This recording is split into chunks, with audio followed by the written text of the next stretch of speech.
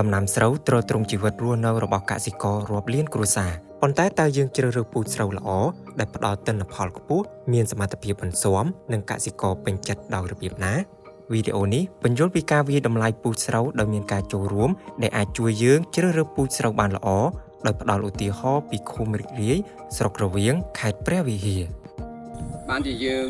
ធ្វើការវាយតម្លៃពូជស្រូវរួមគ្នាជាមួយនឹងកសិករព្រោះយើងចង់បានការចូលរួមពីកសិករនៅក្នុងមូលដ្ឋានដើម្បី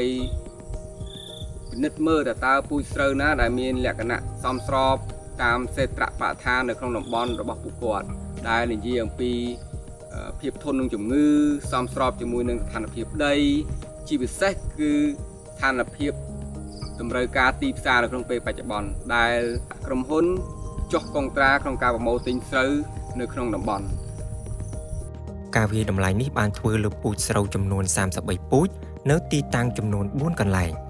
នៅអាងស្តុកទឹកអូកំបោរនិងអូសក្ការ៉ាចដោយមានការចូលរួមពីមន្ទីរកសិកម្មរុក្ខាប្រមាញ់និងនេសាទខេត្តសហភាពសហគមន៍កសិកម្មព្រះវិហារមានជ័យសហគមន៍កសិករប្រើប្រាស់ទឹកសហគមន៍កសិកម្មអាជ្ញាធរមូលដ្ឋានកសិករមន្ត្រីកសិកម្មឃុំអ្នកបច្ចេកទេសនិងអ្នកស្រាវជ្រាវ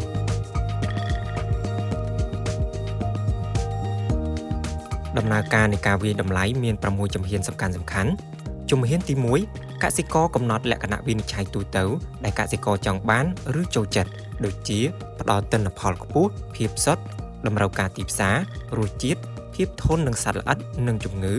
សមត្ថភាពបន្ស៊ាំនឹងអាកាសធាតុនិងប្រភេទដីផ្សេងៗទី2កសិករបោះឆ្នោតជ្រើសរើសលក្ខណៈវិនិច្ឆ័យជាអាទិភាពចំនួន4ទី3កសិករផ្ដល់និយមន័យនៃលក្ខណៈវិនិច្ឆ័យជាអាទិភាពទាំង4ទី4ការបោះឆ្នោតជាក្រុមយើងបែងចែកកសិករជាក្រុមមានគ្នា3ទៅ4នាក់និងអ្នកសម្របសម្រួល1ទៅ2នាក់ចុះក្នុងស្រែបោះឆ្នោតដោយប្រើកាតក្រហមមានន័យថាមិនចូលចិត្តនិងកាតបៃតងមានន័យថាចូលចិត្តអ្នកសម្របសម្រួលកត់ត្រាលទ្ធផលនិងមូលហេតុ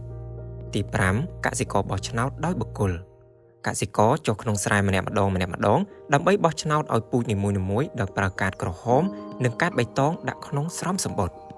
ទី6បង្ហាញលទ្ធផលនិងពិភាក្សា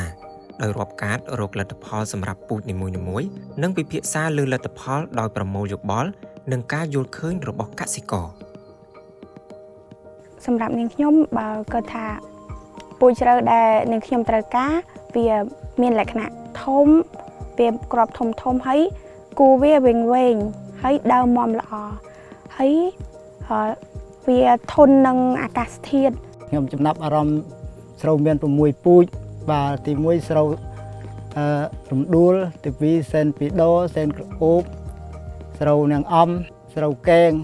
និងស្រូវសកសិករបានជ្រើសរើសពូជស្រូវដែលឆ្លើយតបទៅនឹងបញ្ហាប្រឈមដែលពួកគេជួបប្រទះជាប្រភេទពូជដែលដុះល្អនៅលើប្រភេទដីស្រែរបស់ពួកគេមានសមត្ថភាពបន្ស៊ាំនឹងអាកាសធាតុសត្វល្អិតនិងជំងឺហើយទទួលបានតម្លៃទីផ្សារល្អលទ្ធផលនៃការវាយតម្លៃបានបង្ហាញថាលក្ខណៈវិនិច្ឆ័យសំខាន់ចំនួន4គឺទិន្នផលខ្ពស់តម្លៃទីផ្សារល្អភាពបរិសុទ្ធនៃគ្រាប់ពូជនិងសមត្ថភាពបន្ស៊ាំនឹងការខ្វះទឹក